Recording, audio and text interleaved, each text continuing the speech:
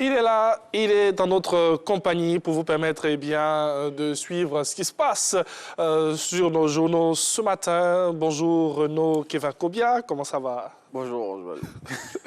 Alors, débutons avec ce réaménagement technique du gouvernement. L'expression livre les vraies raisons du choix de Kakabe. La nomination de l'ex-président de la jeunesse du PDCRDA à la tête du nouveau ministère en charge de la réconciliation nationale fait couler beaucoup d'encre et de salive depuis hier. Et devant ce méli-mélo d'argumentaire, l'expression révèle les réels motifs qui, selon lui, ont milité en faveur du choix du candidat malheureux à la dernière élection présidentielle. Et on continue de parler de la nomination de Kakabe avec l'intelligent d'Abidjan. Oui, et le confrère qui lance à sa une après le challenge de la participation à l'élection présidentielle. Kwadjo Konan-Bertin, ministre de la Réconciliation nationale, pour des défis sans répit. Pour prendre la pleine mesure des défis qui l'attendent, le confrère a ouvert ses colonnes à des acteurs de la scène politique nationale et de la société civile. Et ceux-ci se prononcent sur l'immense chantier de la réconciliation nationale que le nouveau ministre doit gérer. Le même sujet, mais surtout avec une question que l'on se pose déjà. Kakabe peut-il réconcilier les Ivoiriens ? C'est la question que pose aussi notre voix à sa une de ce jour. Selon le confrère, de nombreux obstacles se dressent devant la mission confiée au nouveau ministre de la Réconciliation nationale. Le confrère dresse une liste de ces difficultés susceptibles à son goût d'enrayer la machine de la réconciliation nationale que doit conduire l'ex-candidat à l'élection présidentielle du 31 octobre. Plus de précisions dans notre voix de ce mercredi 16 décembre 2020.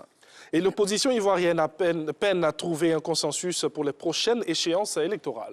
C'est ce que révèle le quotidien Le Matin de ce jour avec cette une. Après le boycott de l'élection présidentielle législative, l'opposition déjà divisée, selon le confrère, pour les élections législatives qui se tiendront en mars 2021. L'opposition n'arrive pas à accorder ses violons entre ceux qui militent pour la poursuite du boycott et ceux qui souhaitent y prendre part. Et dans nos régions, un tour à Soubré, où le marché de la ville est parti en fumée.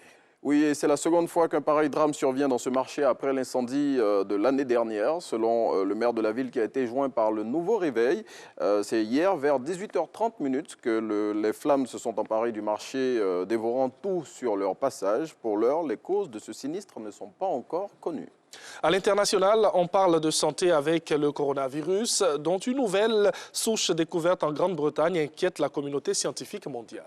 Cette information émane de la BBC, selon le média anglais dont les explications sont reprises par l'Inter. Pour l'heure, il n'existe aucune preuve évidente que ce nouveau variant du coronavirus découvert dans le sud-est de l'Angleterre soit capable de se transmettre plus facilement, ou de provoquer des symptômes plus graves ou de rendre le nouveau vaccin contre la maladie inutile.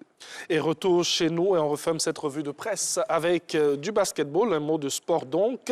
Le basketball ivoirien qui revient sur les parquets à partir du 20 décembre prochain. C'est la date retenue par la Fédération ivoirienne de basketball pour le lancement de la nouvelle saison, initialement prévue pour redémarrer le 19 décembre. La reprise a été repoussée de 24 heures pour des raisons de disponibilité du Palais des Sports de Trècheville. Et la saison 2020-2021 de basket devrait s'achever au plus tard le 30 juin 2021 pour se coller au calendrier international selon une note du service de communication dont l'expression a reçu copie. Merci beaucoup à notre très cher Renaud Kevin-Kobia. On va trouver la parade. Merci. On trouvera la parade forcément. Allez, merci.